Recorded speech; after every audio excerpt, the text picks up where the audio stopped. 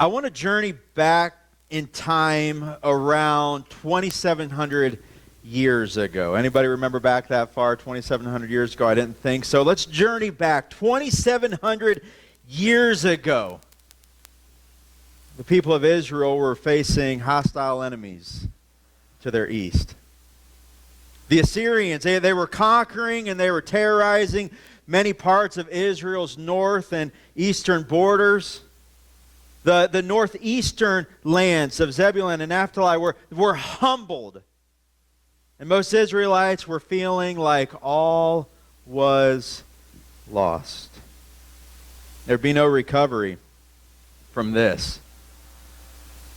So they thought. Because this time the enemy was far too strong. This time the opposition, there'd be no overcoming this opposition. There'd be no getting out of this mess, of being released from this captivity. Because these people, the Assyrians, they weren't looking just to overtake. They weren't looking just to take captive. They were seeking to destroy. So in the minds of many, this would be the end for God's chosen people. And it's at this point, in these feelings, with this mindset, that the people heard a message from God. God spoke something through the prophet Isaiah to people who were thinking and people who were feeling like this is it. It's over. This message is found in Isaiah chapter 9. And it's a message that includes one of the most quoted Christmas verses. A verse that we had looked at last week as we uncovered a name for Jesus. A verse that we'll look at this week and also in the next 2 weeks. But the context of that verse, it begins in Isaiah chapter 9, verse number 1. Notice it says, "Nevertheless, that time of darkness and despair will not go on forever." The land of Zebulun and Naphtali, they will be humbled. But there will be, everyone say will be. There will be a time in the future when Galilee of the Gentiles, which lie along the road that runs between the Jordan and the sea, will be filled with glory. The people who walk in darkness will see a great light. For those who live in a land of deep darkness, a light will shine. You will enlarge the nation of Israel, and its people will rejoice. They will rejoice before you as people rejoice at the harvest and like warriors dividing the plunder. For you will break the yoke of their slavery and lift the burden from their shoulders. You will break the oppressor's rod, just as you did when you destroyed the army of Midian. The boots of the warrior and the uniforms bloodstained by war will all be burned. They will be fuel for the fire. Now, how in the world is all of that going to happen? I mean, this is a time where the enemy is so strong, and this enemy is dead set on complete destruction and annihilation. And God says that He has a solution on the way, where this strong enemy who's seeking to destroy God's people will be destroyed themselves. And the answer is all going to be in the arrival of a baby. For a child is born to us. There's this strong enemy, this adversary seeking to destroy, annihilating everything. Wherever it goes, there's destruction. Now there's despair, and the answer is a baby. For a child is born to us. A son is given to us. The government will rest on His shoulders, and He will be called Wonderful Counselor, Mighty God. Everyone say Mighty God. Mighty God. Everyone say it with a little more enthusiasm this time, okay? Because we're talking about the mighty God. Okay? Everyone say Mighty God. Mighty God, everlasting Father, Prince of Peace. His government and its peace will never end. He will rule with fairness and justice from the throne of his ancestor David for all eternity.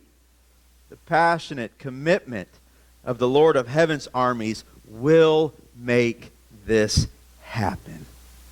Last week, we looked at how Jesus is wonderful counselor. And he is a wonderful counselor. Real quick refresher on that. This means he is astonishing in his counsel. His counsel is incomprehensible. In fact, it's out of this world. It's top-notch counsel in the sense of counsel being biblical counsel. Not in that he's a therapist who sits in a room across from you, although he can provide therapy. But biblically, that word counsel, it has to do with strategy. Not just walking you through something that you've been through in your life. That's how in the 19th and 20th centuries and the 21st century, that's how we've looked at counseling.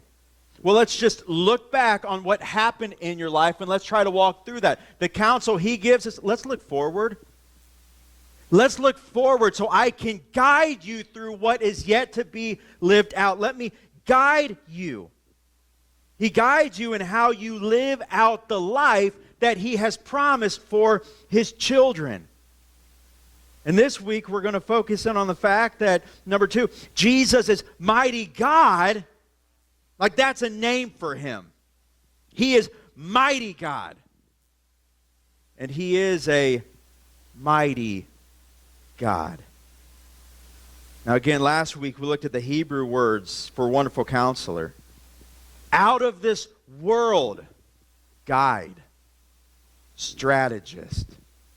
Somebody who will guide you through life one step at a time.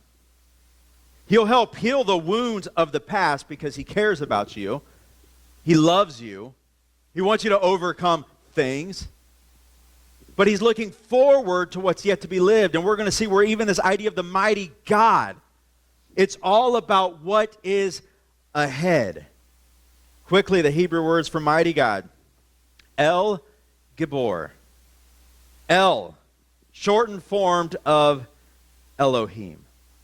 Elohim is one of the most common names for God in the Old Testament. God, he's Elohim. But when you shorten Elohim to just El, it's used as a description. El Shaddai. El, whatever other word you want to use. El being the mighty one who, and then whatever that second word is. Now in this case, El, the mighty one. El, Gabor. The mighty one, well, what's Gabor? Gabor itself means mighty. He's mighty. He's full of might. He's the mighty one. So if you're reading this in the Hebrew, you would look at it and you'd see that he is mighty God. Mighty God. He is El. He's the mighty one. El Gabor. He's the mighty one. Like doubly mighty. Like getting the point across. This is God. This is Jesus. This is the arrival of the babe in the manger. This is the one who's given to us. The mighty God, mighty God. Gabor can also be translated champion. Now, anytime I see that word champion, I think of a tournament. A field where there's, let's say, the NCAA college basketball tournament. The field of 64, which is now the field of, there's more than 64 now. 68, 70, whatever there is. But there's a field of, let's say, 68 teams. That might be right. 68 teams all competing to be able to hold up one victor's trophy. That championship trophy. And at the end of that tournament, there will only be one champion. There will be a lot of teams competing for it, but there will only be one who can hold up that championship trophy.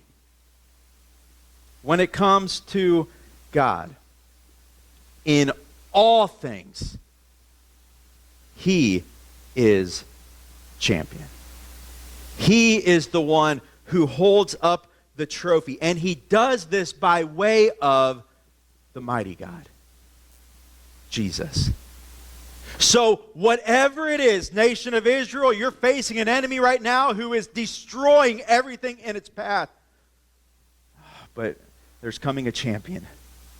One who knows no defeat. One who cannot be defeated. One who will hold up that trophy. And his name is Mighty God, Mighty God. Now before we go further into this thought of Jesus being the mighty God, I want us to recognize a couple realities, okay? Just a couple realities that show forth each of our need for strength and power.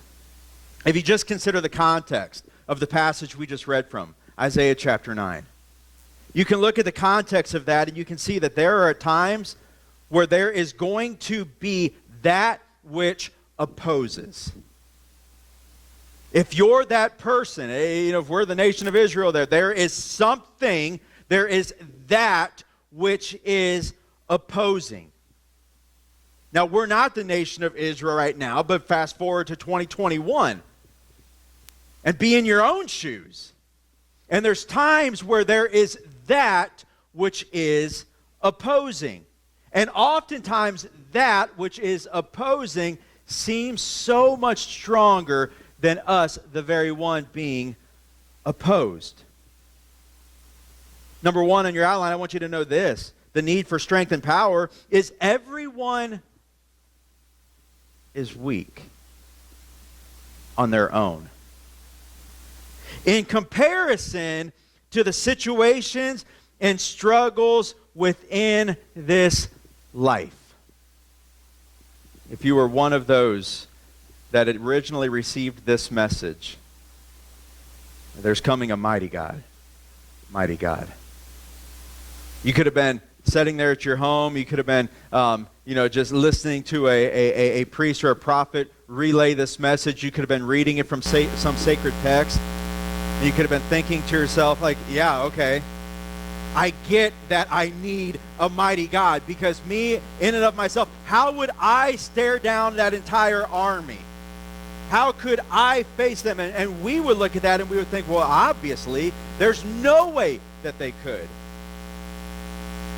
And may I just suggest to you this morning, and may I allow it to be a suggestion to me myself, there's times where we're facing down certain things in our lives where it makes no sense how we would be able to overcome that army, that opposition, that obstacle in and of ourselves.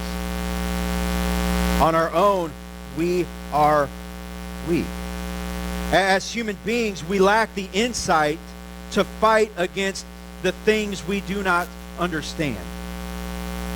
The opponents that we do not see. We lack the insight. We lack the knowledge to be able to fight something we don't understand, we don't see in an effective and in an efficient manner. I mean, just think about it. What can you do on your own? Whether the situation or the struggle be physical, emotional, but especially spiritual. Think about this. How do you fix yourself when you don't even know what's wrong with you? How would I fix me if I don't even understand me? How would I set out to strategize in a war that, man, I don't even know what's being fought for. I don't even know what's being fought over. I don't know the attack. I don't see tomorrow. There's something interesting when it comes to these names that the prophet Isaiah is relaying to the children of Israel, relaying to us who's coming. There's a reason that I believe they are in the order of what they are. Because when it comes to battles, when it comes to war, there has to be strategy. Hey, good news. You got someone who strategized for you. Who knows you better than you know yourself, knows everything about you. And he'll guide and he'll strategize. Oh, but how about when it comes time to fight the war? How about that? All right, so you can tell me what to do, but when I go out there and there's an entire nation warring against me, or it's this huge situation or struggle warring against me, what then? He's a mighty God. He's a champion. He fights. So here's one where, how do you fix yourself when you don't even know what's wrong with you? I mean, each of us to a certain degree, if it's something physical, or it has to do with our emotional well-being, there's certain things that we can do. Physical health, well, you eat healthier. Emotional health, well, you think about positive things and some of that. But what about when the attacks come? What about when it's no longer the strategizing? What about when it's the actual war that's being waged? What at that point? What do you do? Well, Psalm 46 was a song composed by the sons of Korah. It was either written by one of the sons of Korah, or it's believed that it could have even been written by Moses himself. It's believed to have been written shortly after the crossing of the Red Sea.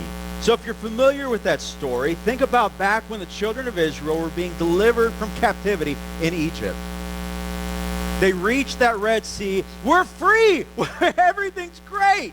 Oh, but there was an adversary by way of Pharaoh who's strategizing how to get you back. And he sent the troops.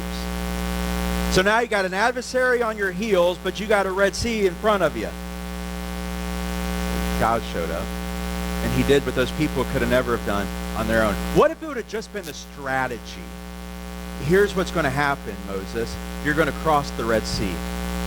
Some of you are going to make it, some of you aren't, but you're just going to cross the Red Sea. There's the strategy. That's how you get across the Red Sea. You just cross it. God's so much more than that. He's so much better than that. He's so much bigger than that. So it's not just that you need to make it across the sea to go towards your promised land. It's you'll split the sea wide open so you can cross along dry ground. So that's what they do. And after they cross, the Pharaoh and Pharaoh's armies, they're chasing them through, thinking they're going to go across that dry ground as well, and then the walls of water crashing on them. It was shortly after that either one of the sons of Korah or Moses himself writes this psalm that's put into a song and was sang for years and years in worship. Psalm 46, verse number 1. God is our refuge. Question, who is our refuge? God. God is our refuge. You and in and of yourself are not the refuge. We're weak.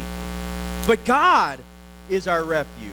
And God is our strength. So who is our strength? In God.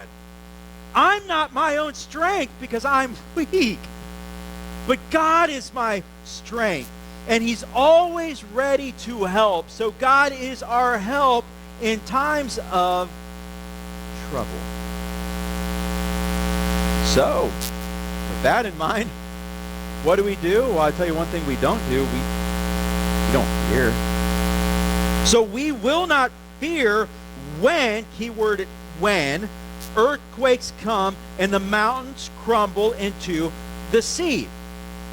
Because those things figuratively will happen on a daily basis. For some people it might not be a daily basis, but there will be times where there will be what seems to be an earthquake. Your life is shaken. Where it seems like the mountains, the things that were strong in your life, the things that you thought, I can't get by because this mountain, I got something strong, something solid. There will be a time when all of those seem to just crumble to the sea. For the believer, will not fear. And I love how the psalmist goes on and he says, so let the oceans roar and foam, let the mountains tremble as the waters surge. So he's saying, so let the flood of troubles come. God's got us. God's got us. That's why those things can happen. Life, it can happen. Let life happen. We don't have to fear in that. Because God is strong. Number 2 on your outline, understand when it comes to this need for strength and power, everyone will face certain troubles. We saw that last week. Jesus saying, in this life, there will be many trials. There will be many troubles. Everyone will face certain troubles that they cannot work out on their own. So what would you do if that mountain that you thought was strong in your life, that you were standing upon, what would you do if all of a sudden that just crashes into you do? How do you fix yourself in that? How do you get through something like that? How about you when you're facing that insurmountable, raging sea? How about you when you're looking at that, maybe it's just a calm Red Sea in front of you, but it's a barrier from you being able to go from point A to point B, and you got to get to point B because there's an adversary on your heels. There's a need for strength. There's a need for power. And I thank the Lord that here in Isaiah chapter 9, we find out that there is coming. We can look back in history and say he already came. There's Jesus. Notice with me 2 Corinthians chapter 12, beginning in verse number 8. Context is this: the Apostle Paul, the apostle to the Gentiles, was talking about how there was this weakness. There was this thorn in his flesh. We don't know exactly what that is. I think there's a reason that Paul doesn't reveal exactly what that is, because then we would minimize the passage just to that particular situation. But there's something that just keeps reminding him that he's weak. Could have been a sin struggle, could have been a physical struggle, we don't know. But we do know this, that 3 different times he begged the Lord to take it away. And each time the Lord said,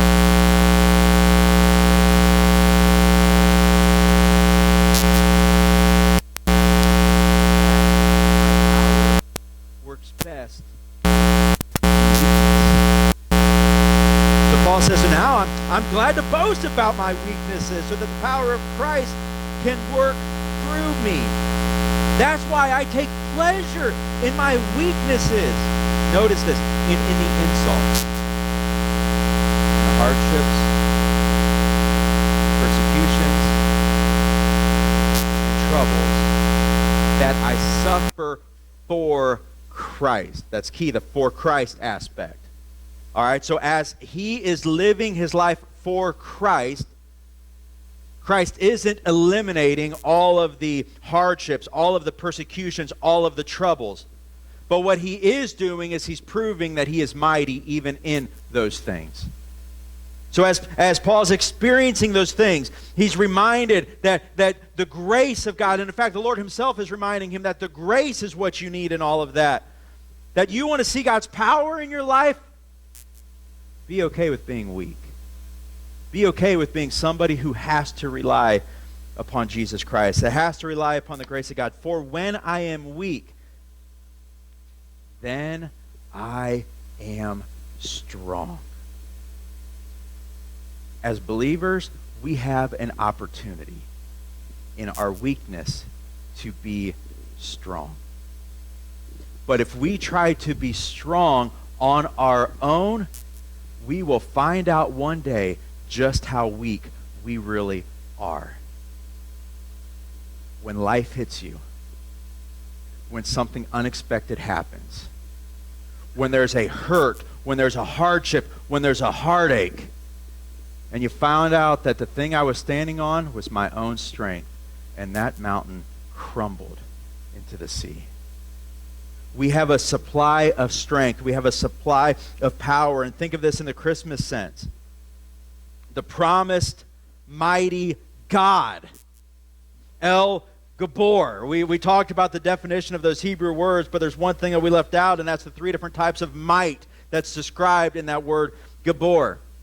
Strength, power, hero. All of which describe Jesus. And I believe they build upon each other. He has strength.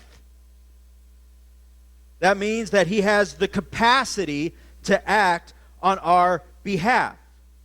He has that, but he also is a God of power, which means not only does he have the capacity to act, but he can bring something to pass. And ultimately, he's the one who the believers can look to and say, he is a hero, because he has the capacity to act, he has the capacity to bring something to pass, but also he does that.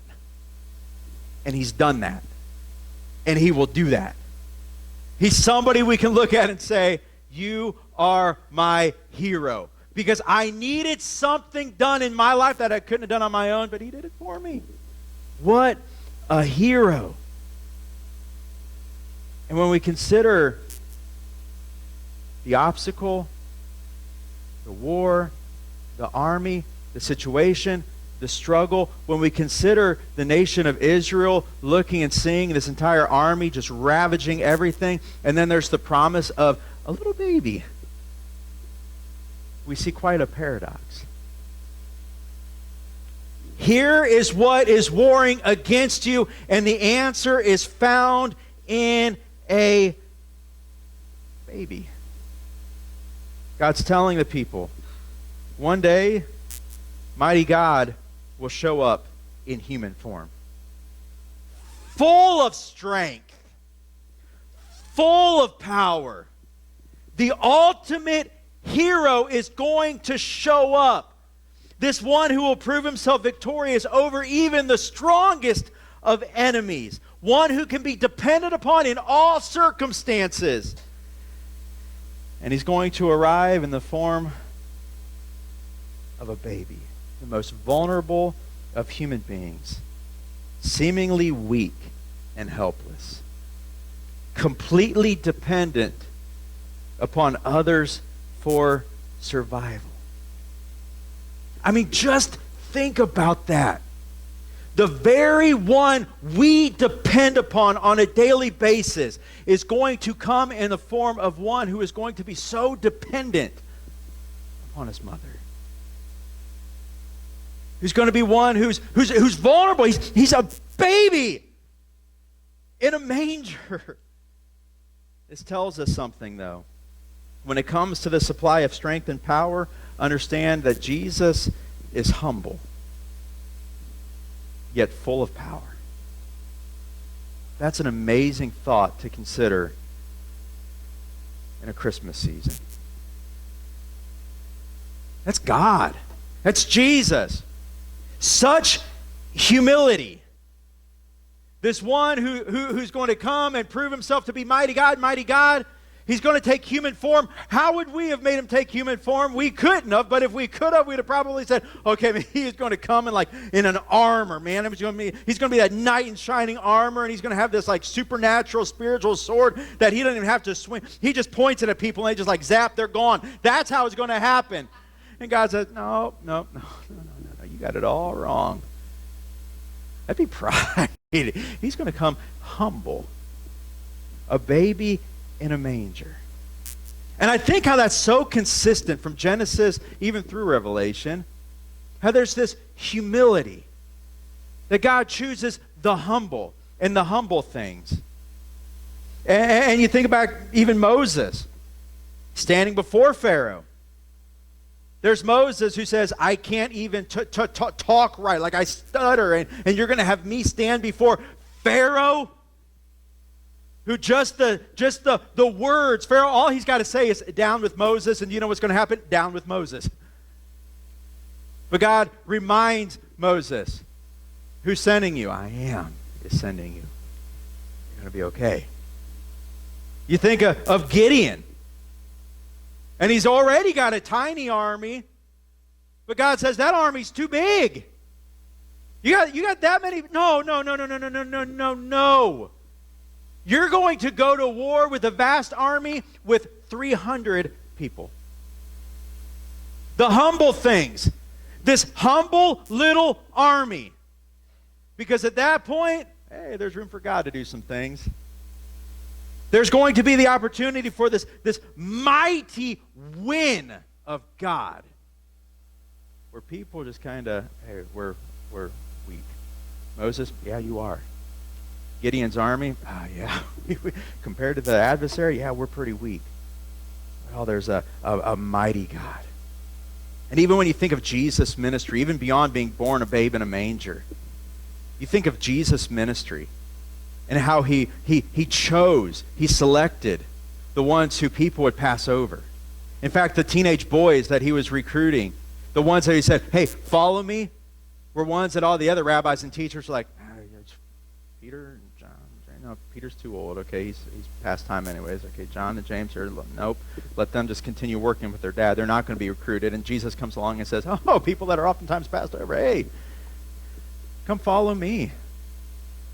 And as he's ministering and as he's teaching, We all know the story of Jesus feeding the 5,000, which was actually more like 10,000 because there's 5,000 men. And they'd been there long enough that the disciples were like, hey, Jesus, we better feed these people. And Jesus said, okay, yeah, we're going to feed these people. So what do? Well, to us, it would make sense. Well, you're the creator. Just create an entire feast in front of them. And he says, I'm going to need a lunch to start. So go grab something. And there's this little boy. Interesting, little boy's lunch. A little humble boy with a little humble lunch. 5 loaves and 2 fish, that all it needed was Jesus' blessing on it.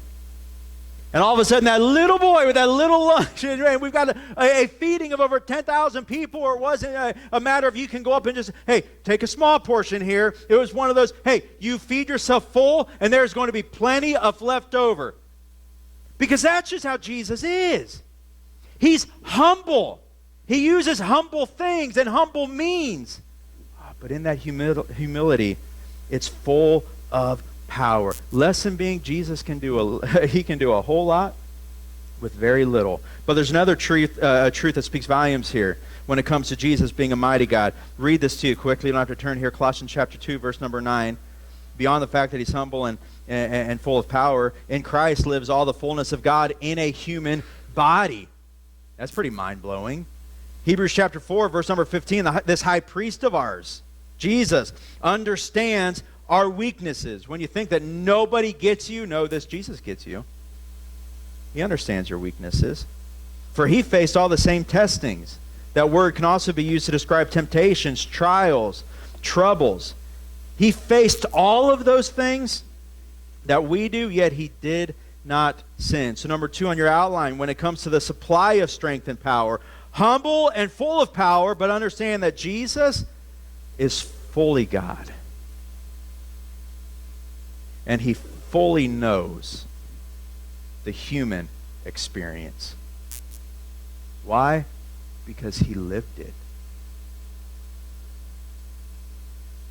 The experiences that we face each and every day, he lived that. But there's something else. He not only lived it, but he made it through every test. He made it through every trial. He made it through every trouble. He made it through every temptation, and he did not sin.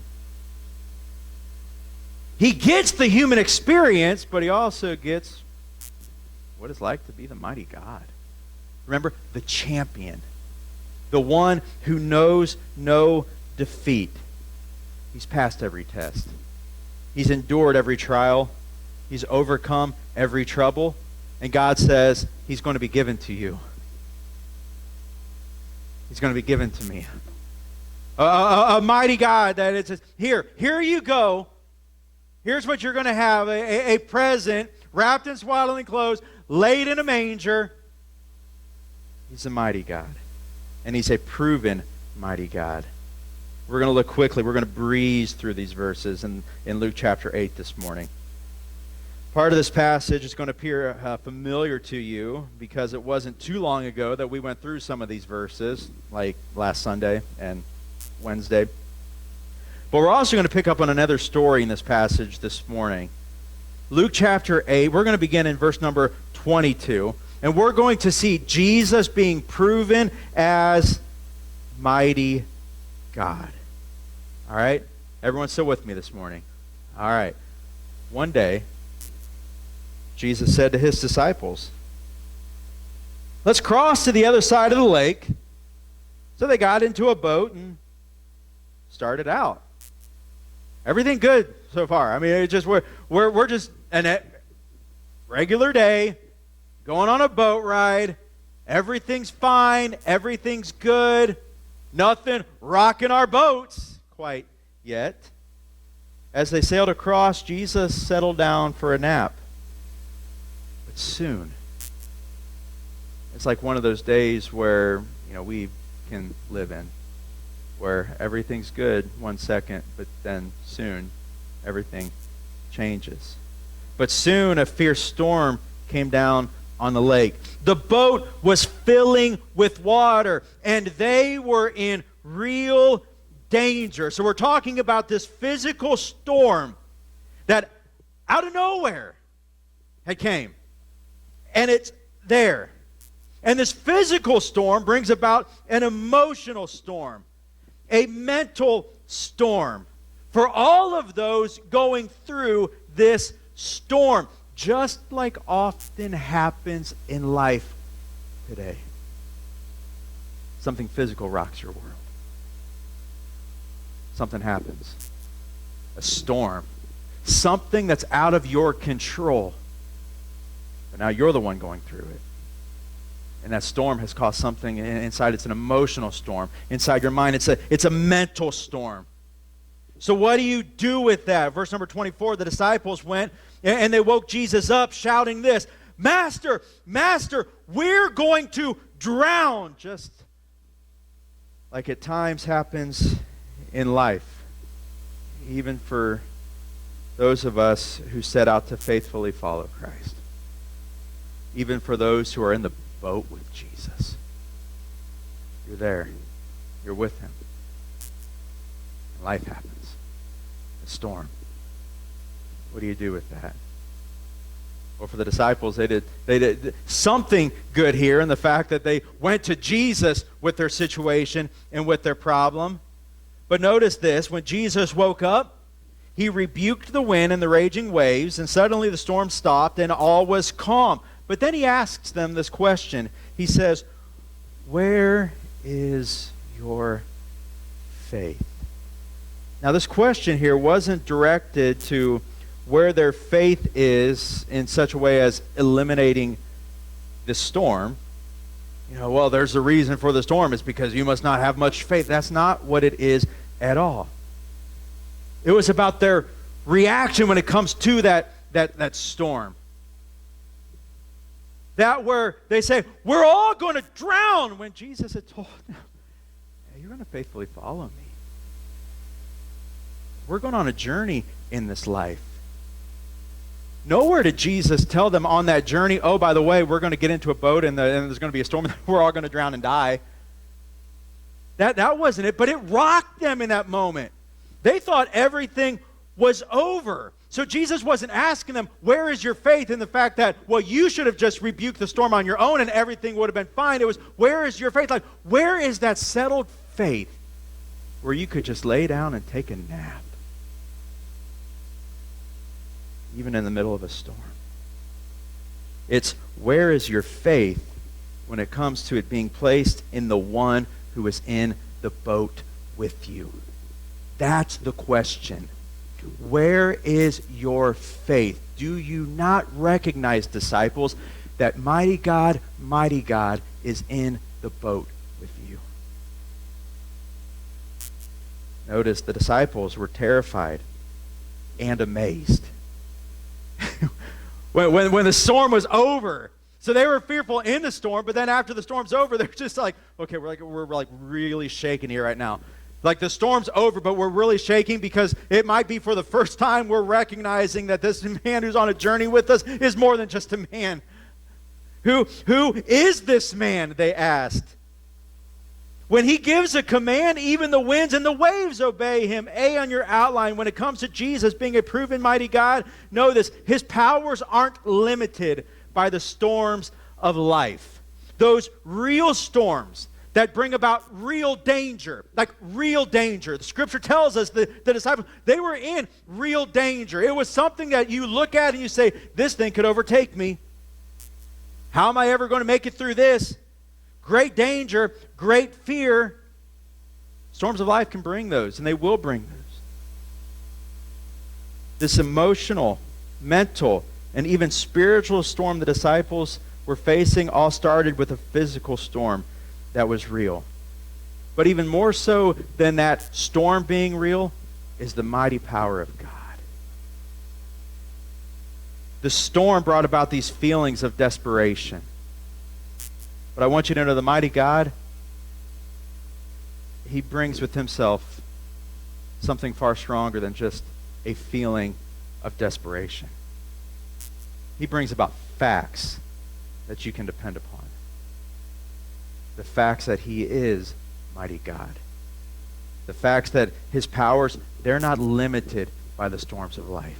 So even when you're going through the storm, you got an option. Beyond the feelings of desperation, you got the option of focusing upon the facts that can be depended upon. Continuing on, so they arrive, verse number 26, at the region of Gerasenes, across the lake from Galilee. Verse 27, as Jesus was climbing out of the boat, a man who was possessed by demons came out to meet him. For a long time he had been homeless and naked, living in the tombs outside of the town. As soon as he saw Jesus, he shrieked and fell down in front of him. Then he screamed, "Why are you interfering with me, Jesus, Son of the Most High God? Please, I beg you, don't torture me." For Jesus had already commanded the evil spirits to come out from him. The spirit had often taken control of the man. Even when he was placed under guard and put in chains and shackles, he simply broke them and rushed out in the wilderness completely under the demon's power. Jesus demanded, "What is your name?" "Legion," he replied, for he was filled with many demons. The demons kept begging Jesus not to send them into the bottomless pit.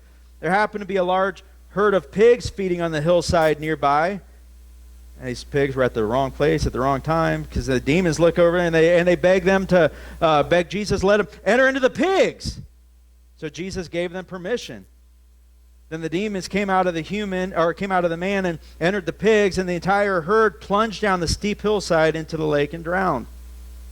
When the herdsmen saw it, they fled to the nearby town and the surrounding countryside, spreading the news as they ran.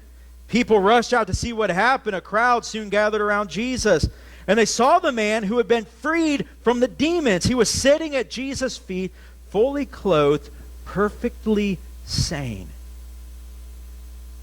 And then they were all afraid.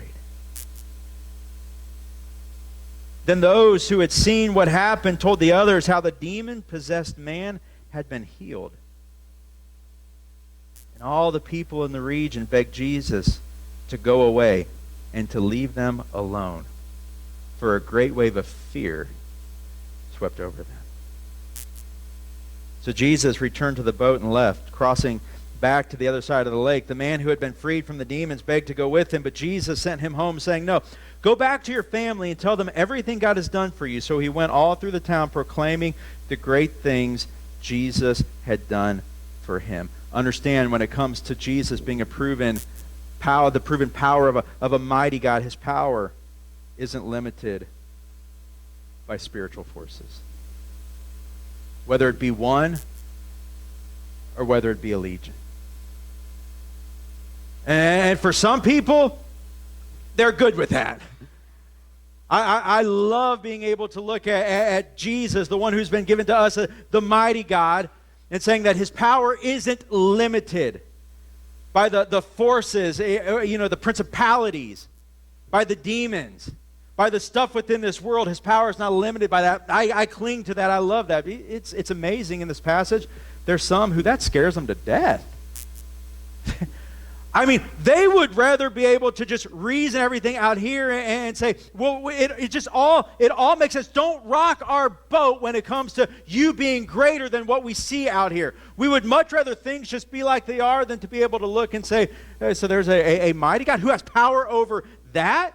So interesting how you've got these like polar opposites when it comes to that. Now, myself being a believer and a person of faith, I look at it and I love the reality. I love the fact that even though we live in a physical world and we recognize, we acknowledge spiritual beings, we are already introduced to one who has strength even over the physical storms, but we can also hold on to this reality that even when it comes to spiritual forces, you'll never find yourself in a position where no matter how vast that army is, they're more powerful than the mighty God.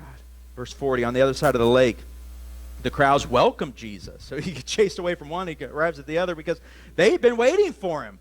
Then a man named Jairus, a leader of the local synagogue, came out and fell at Jesus' feet, pleading with him to come home with him. His only daughter, who was about 12 years old, was dying. We saw this last week. And as Jesus went with him, he was surrounded by the crowd. So he's being slowed down now. A woman in the crowd had suffered for 12 years. How many years?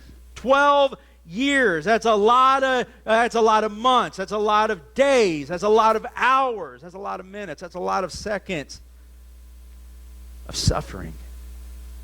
With this constant bleeding, she could find no cure. Coming up behind Jesus, she touched the fringe of his robe, and immediately the bleeding stopped. Who touched me? Jesus asked. Everyone denied it. And Peter said, Master, this whole crowd is pressing up against you. But Jesus said, no, someone deliberately touched me, for I felt healing power go out from me. When the woman realized that she could not stay hidden, she began to tremble, fell to her knees in front of him. The whole crowd heard her explain why she had touched him and that she had been immediately healed. Verse 48, daughter, he said to her, your faith has made you well. Go in peace. So here, this woman receives a physical healing, but far greater than that physical healing is the spiritual and emotional healing she received. And all of that occurred after years. Years of being in this place of physical suffering, physical isolation, spiritual darkness, emotional despair. All of that to say, when it comes to the mighty God, see on your outline, his power isn't limited by the passing of time. Now, if we make that personal for each and every one of us, whatever you're facing, whatever I'm facing, whatever your loved one may be facing, allow your faith to be fed this morning, that the passing of days, the passing of years will never minimize Jesus' power. For this woman, 12 years. That have caused a lot of people to have said, oh, so yeah, there's this promised mighty God. Yeah, I've heard about him, but what's he done for me? Nothing, because these years I'm continuing to suffer in that. But there was something that made this woman well. Physically, and again, like we talked last week, there's something so important about understanding God's will. Sometimes his will is that people be healed. Sometimes his will is that people endure. But whatever that will might be, you better be sure that your faith, and we've each been given an allotment of faith, where are you placing your faith? That you place your faith in Jesus, the very one who has the power. So if it's a year, if it's 2 years, if it's 12 years, if it's 30 years, if it's 40 years, if it's your entire lifetime of placing your faith in him, just recognize something. There will be a day where his power is realized, where your mind will be blown, where physically, whether it be on this side of eternity or whether it be in glory, you'll experience that ultimate healing. There will be a day when that promise of spiritual healing will take place if you place your faith and trust in Jesus Christ as Lord and receive him as Savior. Where spiritually, you're good. It's good. Even when life doesn't seem good. There can be that day where emotionally you receive a healing, where Jesus himself looks at you and personally says, go in peace. But don't allow the days, the months, the years, maybe even the decades to dissuade you. Don't allow them to push you in a place of desperation. Whether that what you're holding on to has to do with yourself and what you're facing, or if it's a loved one in your life, where it says, God, I want this for them more than they want it for themselves. Jesus is a mighty God. And his power isn't limited by the passing of time. And this is something that Jairus is going to realize. Verse number 49. while he was still speaking to her, a messenger arrived from the home of Jairus, the leader of the synagogue, and he told him, "Your daughter is dead. There's no use troubling the teacher now." Unfortunately, so many, even here, this messenger looks at Jesus as just some created being, or looks at Jesus as someone who falters, someone who fails, not looking at Jesus as a mighty God whose power is not diminished at the passing of time. Your daughter's dead, Jairus. No use troubling Jesus. But when Jesus heard what had happened, he said to Jairus, "Don't be afraid. Just have faith. She'll be healed." When they arrived at the house, Jesus wouldn't let anyone go in with him except Peter, John, and James, and the little girl's father and mother. The house was filled with people weeping and wailing, but he said, "Stop the weeping. She isn't dead. She's only asleep." But the crowd laughed at him because they all knew she had died. Then Jesus took her by the hand and said in a loud voice, "My child, get up." And at that moment, her life returned, and she immediately stood up. Then Jesus told them to give her something to eat. Her parents were overwhelmed, but Jesus insisted that they not tell anyone what had happened. Understand this, brothers and sisters, dear faith family. When it comes to Jesus being a mighty God, D on your outline, his power isn't limited by what seems to make sense. Logically speaking, certain things add up. But whatever it adds up to, that doesn't mean that Jesus' power is limited to what it added up to. Here, logically speaking, it added up that this girl who had died would be dead. Logically, she died, so she's dead. But for Jesus, this girl who had died was all a part of a mighty God's plan to reveal just how mighty he is. Regardless of how many people are standing on the sidelines laughing, his power isn't limited by the numbers who oppose him. Rounding third this morning.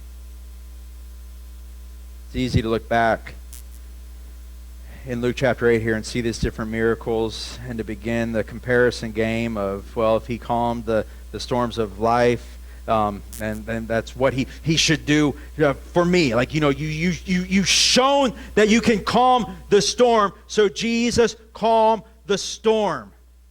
Or if he chased away the spiritual opposition, like chased them away, put them in a herd of pigs, and they jumped off a cliff. Like if he did that for them, well, how about the spiritual forces that oppose me?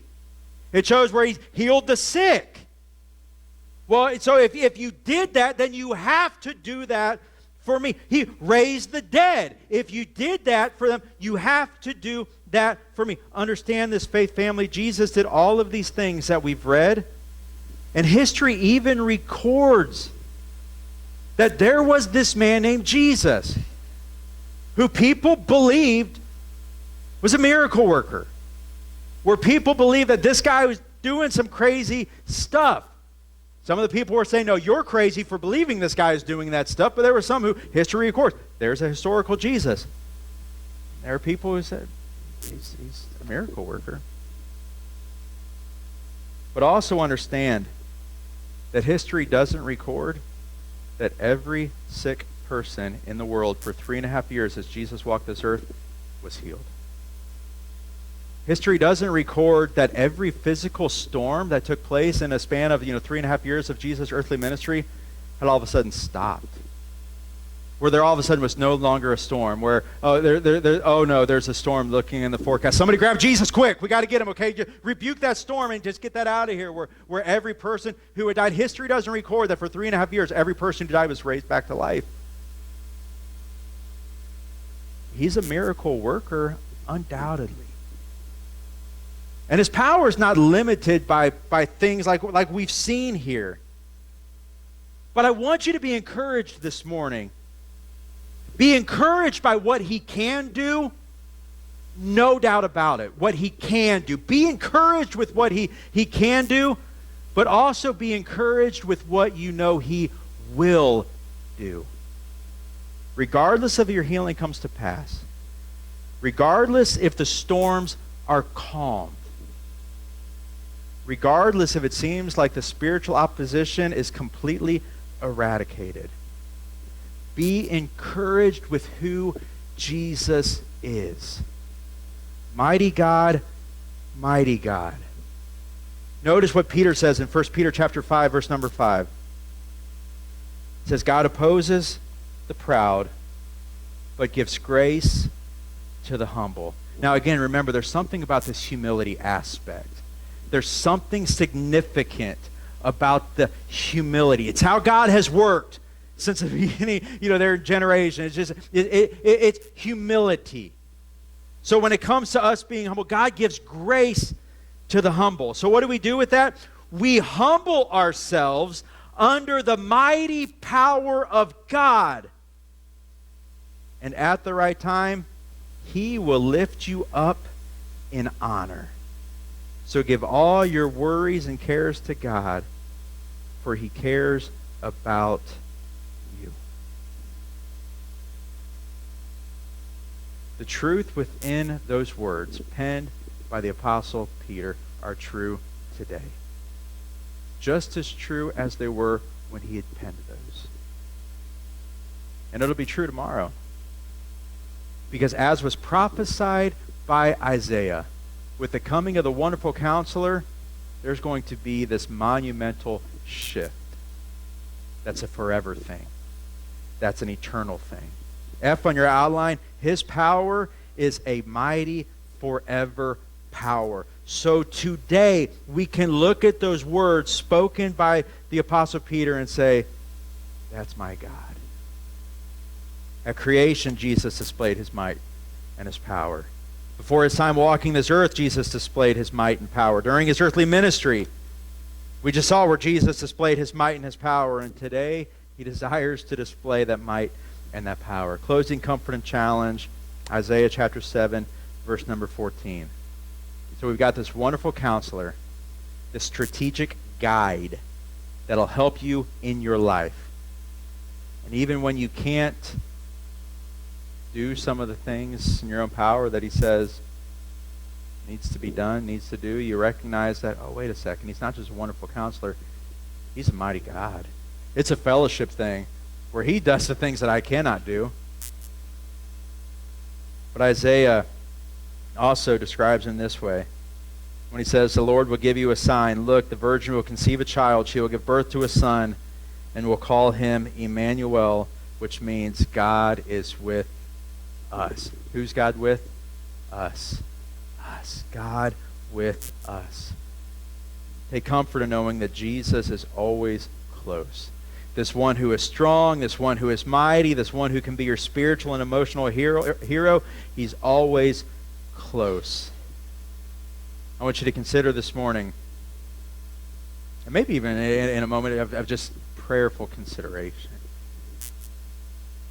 Maybe you already know, but maybe the Holy Spirit's the one that's going to be reminding you of some of the forces that are seemingly coming for you. It's not going to be that physical army. I don't know of a physical army that's after any of you right now. Maybe there is. If there is, talk to me afterwards, and maybe I can point you in a direction of, I don't know who. But we'll try to get you help.